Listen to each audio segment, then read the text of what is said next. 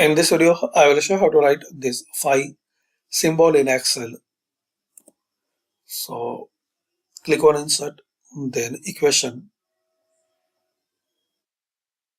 Now slash and write phi and press spacebar one time.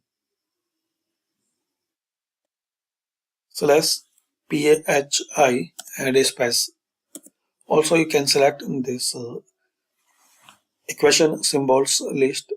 So find out here in this third line, this one phi. So slash and pi and space.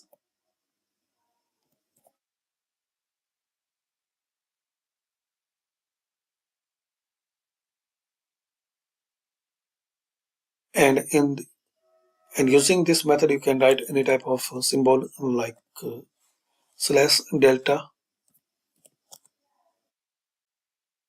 Make sure you can write it using this equation editor. So insert and then equation. Now slash and write any type of symbol using this slash beta slash delta slash alpha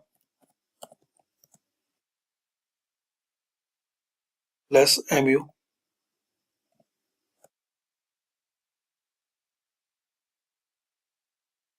So thanks for watching. Comment on this video useful for you.